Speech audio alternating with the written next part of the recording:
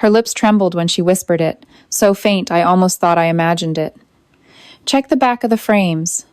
Those were Grandma's last words to me. I leaned in, clutching her frail hand, expecting something like, "I love you," or "Stay strong," but instead she sent me on a mission I didn't understand. At first, I thought maybe it was the medication speaking, or the fever. The hospital room was quiet, except for the steady beeping of the monitor. My family stood around her bed, eyes wet, hearts heavy. Nobody else seemed to hear it, just me. And when she exhaled that final breath, I was left with a puzzle burning in my chest. I tried to brush it off as grief playing tricks on me, but the words wouldn't leave me. That night, as I lay awake staring at the ceiling, I kept hearing her voice, fragile but deliberate. "Check the back of the frames." Grandma's house was full of frames. Every wall was covered with photographs, family portraits, faded Polaroids, wedding pictures with yellowed edges. She was the kind of woman who believed a picture wasn't just a memory, it was proof. Proof that the family was intact. Proof that we belonged to each other. Proof that she had lived a life worth capturing. I went back to her house the day after the funeral, my keys shaking in the lock. The air smelled of dust and lavender sachets, just like it always did. The silence pressed against me, heavier than ever, without her humming in the kitchen. I wandered through the living room, my eyes landing on the gallery wall she had built over decades. The frames stared back at me, hundreds of frozen smiles. I told myself I was being ridiculous, but I couldn't stop. My fingers itched to reach out, to lift one down, to see if Grandma had left something hidden. Maybe a note. Maybe a secret. Maybe nothing at all. I pulled down the first frame. My hands trembled as I flipped it over. Nothing. Just cardboard backing and a few rusty nails. My heart sank. Still, I tried another. And another. Each one disappointed me more than the last. I was ready to give up, ashamed of chasing shadows in the empty house. Then I noticed something odd. A small frame of a beach trip, tucked higher than the rest, had a piece of tape curling at the edge. My pulse quickened. I climbed on a chair, carefully lifted it down, and flipped it over. The tape wasn't holding the cardboard in place, it was holding something inside. I peeled it back, my breath catching in my throat. Behind the photo, folded so tightly it almost disappeared into the corner, was an envelope. Yellowed with age, the flap brittle. My hands shook as I pulled it free. Written across the front, in Grandma's careful script, were two words, "For you." The room spun. For me? Why me? Out of all her children, grandchildren, and great-grandchildren, why did she leave something only I was meant to find? I wanted to open it right there, but my heart pounded so hard I had to sit down. My palms were sweaty, my throat dry. I ran my fingers along the edge of the paper, half afraid it would crumble in my hands. Inside, I could feel more than just paper. Something flat, yes, but heavier than a letter. A photograph? A document? I hesitated, staring at the envelope as if it might bite me. My chest tightened with a mix of fear and anticipation. Whatever Grandma had hidden here, she didn't want anyone else to know, and now it was mine to discover. That was when I heard it.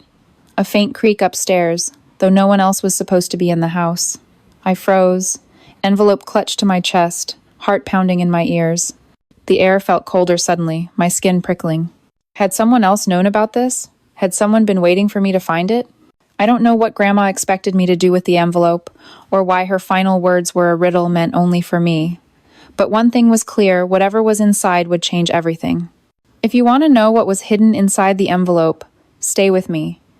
And if you're drawn to stories like this, where family secrets unfold in the most unexpected ways, make sure to subscribe to the channel.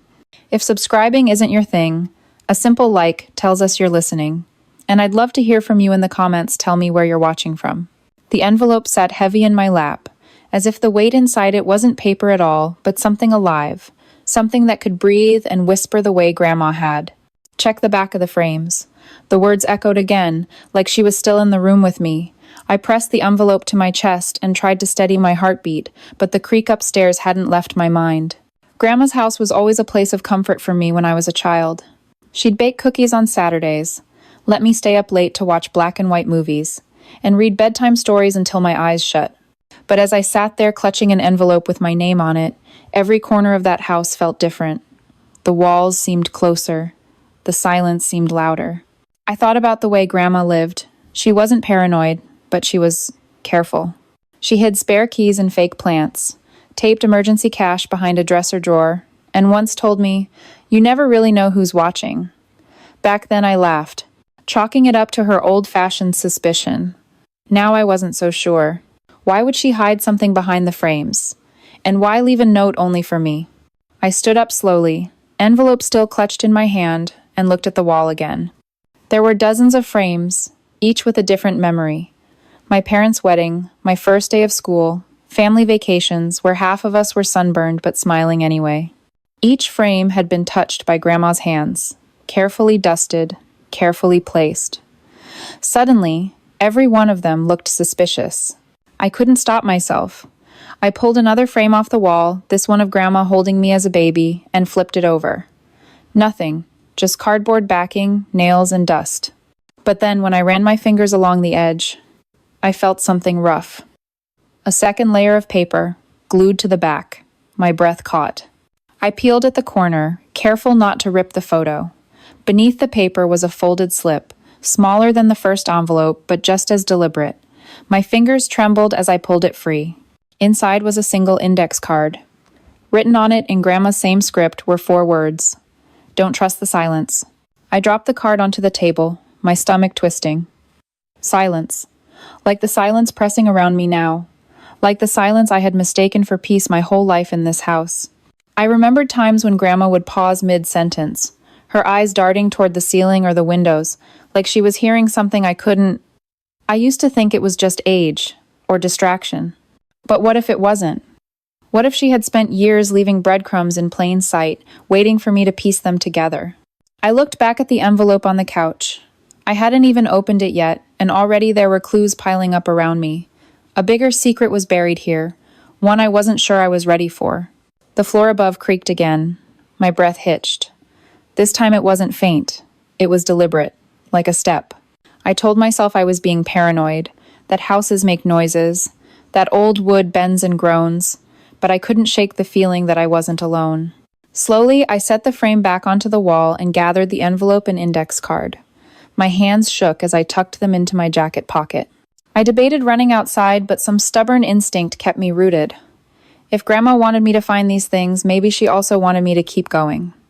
To finish what she had started, I scanned the room again, eyes darting to each frame. How many of them had secrets tucked behind the glass? How many truths had she hidden, waiting for this exact moment? The thought made me dizzy. It was like standing at the edge of a cliff, knowing there was something incredible or terrifying on the other side, if I just stepped forward. The silence pressed closer. My pulse hammered. Whoever or whatever was upstairs, I couldn't face it yet. Not until I knew more. Not until I opened the envelope. I sat back down, ripped the brittle flap open, and pulled out the contents. My hands froze. It wasn't just paper. It was a photograph, one I had never seen before. And behind it, folded neatly, was a handwritten letter addressed directly to me. I couldn't breathe. My fingers tightened around the photograph as I realized exactly what Grandma had been hiding. If you want to see what I discovered in that envelope, stay with me. And if you're drawn into stories where secrets unfold one layer at a time, don't forget you can subscribe to the channel. Or, if that's not your thing, a simple like helps us know you're here. And share in the comments where you're watching from. I'd love to know. The photograph slipped into my lap face down. For a long moment, I couldn't bring myself to turn it over. My fingers grazed the curled edges, feeling the grain of old paper that had been hidden for decades. Beside it, the folded letter sat like a loaded weapon, silent but dangerous. I forced myself to flip the photograph. My breath caught. It wasn't a family portrait, not a wedding or a holiday snapshot like the ones on Grandma's walls. This was different. It showed a man I didn't recognize, standing in front of Grandma's house years ago. The car parked beside him was ancient, maybe from the 1962nd. He had a sharp jawline, a suit pressed crisp, and an expression that wasn't warm at all. It was watchful, almost threatening. Why would Grandma hide this picture? And why leave it for me? I turned to the letter, my hands trembling.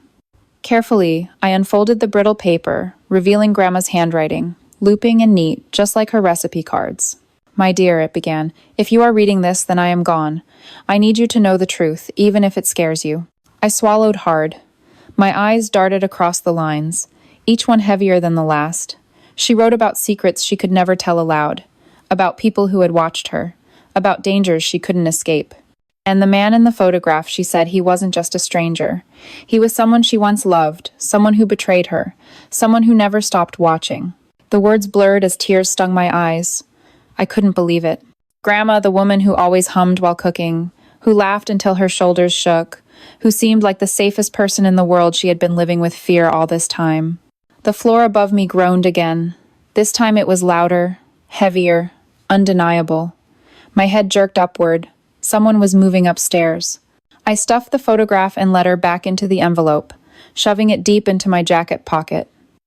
My legs screamed at me to run, but curiosity rooted me in place. I grabbed another frame from the wall, ripping it off with shaky hands. The backing popped loose. Another envelope. This one was smaller, sealed with brittle wax. My heart thudded as I tore it open. Inside was a clipping from an old newspaper. An article about a disappearance in the neighborhood, dated nearly 50 years ago. A woman had vanished without a trace. No suspects, no answers. And scrawled across the margin in Grandma's handwriting, "He knows." The sound upstairs grew louder, closer. A floorboard creaked as though someone had leaned against it with their full weight. My chest tightened. I clutched the clipping, my mind racing. Who was upstairs? A squatter? A neighbor? Or something far worse, someone who had been waiting for me to find exactly this? I moved fast now, pulling down frames one after another, searching for more. Behind one, I found another index card with 3 words, "Trust no one." Behind another, a folded receipt for a bus ticket purchased under a name I didn't recognize. The clues were piling up, scattered pieces of a puzzle Grandma had left for me, and I was the only one who could put them together. My hands were shaking so badly I almost dropped the frame I held. I pressed my back against the wall, my breath ragged. The silence between the creaks grew heavier, stretched thinner, like a string about to snap. That was when I heard it, the slow, deliberate sound of footsteps descending the staircase. I froze, every nerve in my body screaming. My eyes darted to the door. It was only a few steps away, but my feet refused to move. The envelope in my pocket felt like it weighed 100 pounds. The photograph, the letter, the newspaper clipping, they weren't just secrets anymore, they were evidence. Evidence that someone might be willing to kill for. The footsteps stopped halfway down the stairs. The silence was unbearable, suffocating. Then came a whisper. Not Grandma's, but a man's voice, low and rough, drifting from the darkness above. "You weren't supposed to find that." My blood ran cold, my fingers tightened around the envelope in my pocket. If you want to know who was waiting upstairs, stay with me. And if you're hooked by stories like this, where family secrets twist into something darker, make sure to subscribe. If that's not for you, a simple like tells me you're listening. And please share in the comments where you're watching from. I'd love to hear. The whisper froze me in place. You weren't supposed to find that. The voice wasn't familiar, but the way it slithered through the silence made my stomach twist. My heart slammed against my ribs as I stared at the staircase, waiting for the shadow at the top to move. For what felt like an eternity, nothing happened. Just silence, heavy and suffocating. I gripped the envelope tighter in my pocket, the photograph's edges biting into my palm. My mind screamed at me to run, but my legs stayed locked, rooted to the living room floor like the frames on the wall. Whoever was upstairs already knew I was here, already knew what I had uncovered. Running might not save me.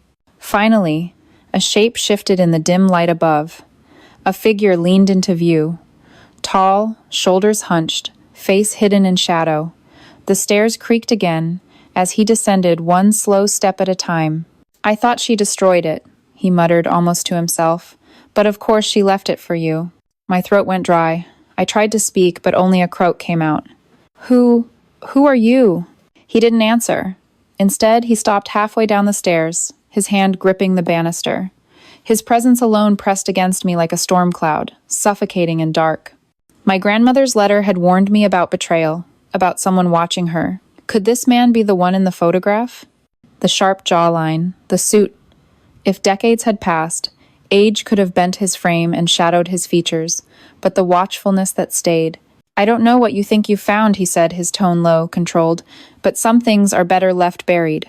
I swallowed hard, my voice steadier than I felt. She wanted me to know. She wanted me to see it. His silence was worse than his words. He just stared, as if measuring me, calculating what to do next. I backed toward the wall of frames, my hand brushing against another photograph. In that moment, Grandma's whispers replayed in my mind. Check the back of the frames. She hadn't just been telling me to look, she'd been telling me to keep going, no matter what I found. I yanked the nearest frame off the wall. The man's eyes flickered, narrowing. Behind the cardboard backing was another envelope, smaller, sealed in clear tape. I ripped it out, holding it up like a weapon. His jaw tightened. "What's in here?" I demanded. "What are you so afraid of me finding?" His hand twitched on the banister. For the first time, I saw uncertainty ripple across his stance. I tore open the tape with shaking fingers, pulling out a folded letter. The handwriting wasn't Grandma's this time, it was his. The same sharp letters I'd seen scrawled across the newspaper, clipping margins. My stomach dropped. He had been leaving things in the frames, too. The note was short, jagged, written in anger. "She took what was mine, and now it's yours. But I will get it back." My vision blurred as the pieces slammed together. Grandma hadn't just been hiding secrets, she had been hiding from him. Protecting something she refused to let him reclaim. And now, by opening the frames, I had become part of that battle. The man stepped down another stair, his foot heavy, echoing through the house. "Give it to me," he said, his voice cold. "All of it." I shook my head, clutching the envelope to my chest. "Number, she trusted me, not you." His face finally shifted into the light. Older, weathered, but unmistakable, the same man from the hidden photograph. The one Grandma had loved, and the one she had feared. "You don't understand what you're holding," he said. "It's not just her secrets, it's mine." My body buzzed with adrenaline. Every instinct screamed danger, but another voice Grandma's echoed louder. "Don't trust the silence." She had prepared me for this moment, piece by piece. I took a step back, toward the doorway. My hand found the knob behind me. My breath was sharp, ragged. "If you wanted it that badly, maybe you shouldn't have betrayed her," I said, my voice trembling but firm. His eyes flared, but before he could move, I yanked the door open and bolted into the night. The cool air slapped my face, but I didn't stop. My sneakers pounded the pavement as I clutched the envelope tight against my chest. Behind me, the house loomed like a tomb full of ghosts and lies. Grandma had passed, but her whispers were still alive, guiding me through the dark. And now I wasn't just holding a letter. I was holding a truth someone would do anything to bury. If you want to hear what happened after I escaped the house, stay with me. And if you're drawn into stories where family secrets unravel into dangerous revelations, make sure to subscribe. If subscribing isn't for you, just tap like it tells me you're listening.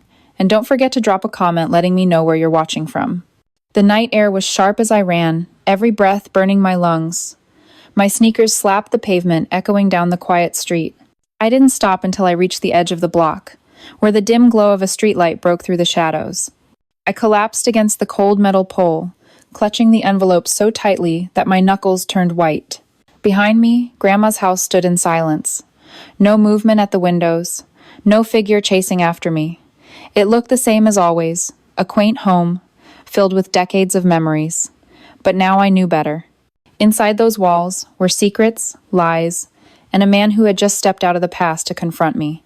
I pulled the letter back out, trying to catch my breath. The photograph and the clipping were still inside, along with Grandma's words that rattled in my mind. She had left this for me, but what did she want me to do with it? Expose the truth? Protect the family? Or just carry the weight in silence, the way she had for so long? The question gnawed at me. What if I spoke up and no one believed me? What if my parents, my aunts, and uncles, people who idolized Grandma, thought I was tarnishing her memory? Or worse, what if they believed me, and the truth shattered everything we thought we knew about our family? I closed my eyes, flashes of Grandma's gaze filling my memory. Sometimes, when she thought no one was watching, she'd look at me differently, not with the soft warmth of a grandmother, but with something heavier, almost pleading. Like she knew one day I'd be in this exact position, holding a truth too big to keep and too dangerous to share. The words, "Don't trust the silence," haunted me. Silence was safe, silence was easy. But it was also exactly what the man upstairs wanted my silence. If I said nothing, I would be letting him win. My phone buzzed in my pocket, startling me. The screen lit up with a text from an unknown number. "It's not yours. Walk away." My stomach dropped. He had my number. He was already reaching for me outside of the house. My fingers hovered over the screen, debating whether to respond. But what could I say? That I knew? That I wasn't afraid? The truth was, I was terrified. I shoved the phone back into my pocket and started walking, my steps quick, my heart still racing. I needed help, but I couldn't go to the police with just an old photograph and a letter. I needed more proof. Something undeniable. Back at my apartment, I spread everything across the kitchen table under the bright light, the photograph, the newspaper clipping, the 2 index cards with Grandma's scrawled warnings, and her letter, the one she had written for me alone. I read it again, slower this time, searching for hidden meaning. One line caught my eye. If you find this, then you must decide whether to stay silent like I did, or to speak the truth, no matter the cost. It felt like she was sitting right beside me, forcing the choice into my hands. I thought about the man in the photograph, the way his voice had carried down the staircase. He was real. He was alive. And he still wanted what Grandma had hidden. Maybe he thought the secret would die with her. Maybe he didn't expect her to choose me. But she had, and now the decision was mine. My phone buzzed again. Another text. Last chance. Don't make me come back. I slammed the phone face down, adrenaline surging. Grandma hadn't spent her life hiding only for me to cower now. She trusted me. And maybe that meant it was finally time to bring the truth into the light, no matter how ugly it was. I gathered the evidence back into the envelope, my resolve hardening. My family deserved to know, even if it broke us. And that man, whoever he really was, deserved to be exposed for what he had done. But as I turned off the kitchen light and looked at the shadows gathering in the corners of my apartment, one thought made my stomach twist. If Grandma had been hiding from him all these years, then he wasn't going to let me go without a fight. If you want to know how I confronted the truth, stay with me. And if stories like this pull you in where the past collides with the present in ways that change everything, make sure to subscribe. If subscribing isn't for you, a simple like is enough to tell me you're listening. And please, share in the comments where you're watching from. I'd love to know. The envelope never left my side. For days, I carried it everywhere at work, at home, even when I went for groceries. It wasn't just paper anymore. It was a key, a torch in the darkness Grandma had left behind. And the weight of that choice, silence, or truth followed me every waking moment. I couldn't sleep. Every time I closed my eyes, I saw Grandma's face in those final moments, her lips trembling with those words. Check the back of the frames. I also saw the man on the stairs, his shadow carved into my memory, his voice replaying in my head. You weren't supposed to find that. Fear pressed into me like a hand around my throat. But beneath the fear, something else grew stronger resolve. Grandma had chosen me. She didn't leave her warnings by accident. She knew exactly what she was doing. She wanted me to see it through. I started small. I scanned the documents, photographing the photograph, the letter, and the newspaper clipping. I stored copies on a hidden drive and emailed one to myself under a fake address, just in case something happened to me. Then I called a trusted friend in law enforcement not to hand over everything yet, but to test the waters. He didn't laugh. In fact, he told me missing person cases from decades ago sometimes had threads that never fully tied up. Threads that people might still kill to keep hidden. That was when I knew. Silence wasn't an option. I arranged a meeting with my family. My parents, my aunt, my uncle, we gathered in Grandma's living room, the air heavy with grief and memory. I placed the envelope on the coffee table. Their eyes followed it, curious, confused. I need to tell you something, I began, my voice trembling. Grandma didn't just leave us memories. She left me a warning. They listened as I unfolded the letter, my hands shaking but firm. I showed them the photograph of the man, the clipping of the missing woman, the scrawled messages. Don't trust the silence. Trust no one. Their faces shifted from disbelief to shock, then to something deeper recognition. My uncle stiffened. My mother covered her mouth. My father whispered a name I had never heard before, but the fear in his voice told me he knew exactly who the man was. The room erupted with questions, accusations, memories flooding back that I had never been told. Pieces of the family puzzle fell into place, jagged and ugly. The man in the photograph wasn't just some stranger. He was part of our story, tied to us by blood and betrayal. It was overwhelming, but in that moment, I understood why Grandma had trusted me. Sometimes truth doesn't come from the loudest voices, but from the quietest ones, the ones willing to listen, to see what others refuse to see. That night, I left the house, not with answers, but with clarity. The fight wasn't over. The man might still be out there. But I wasn't running anymore. I wasn't carrying Grandma's secret in silence. I was honoring her the only way I could, by making sure her whispers turned into echoes that couldn't be ignored. Walking home, the night air felt different, lighter. For the first time since she whispered those words, I felt like I could breathe. Fear still lingered, but so did strength. And that's the lesson Grandma left me. Silence protects the wrong people. Speaking, even when your voice shakes, is the only way to break cycles of fear.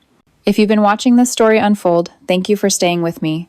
If you enjoyed it, you can subscribe to the channel for more stories like this. If subscribing isn't for you, you can simply hit like so. We know you're here. And you can also share in the comments where you're watching this video from.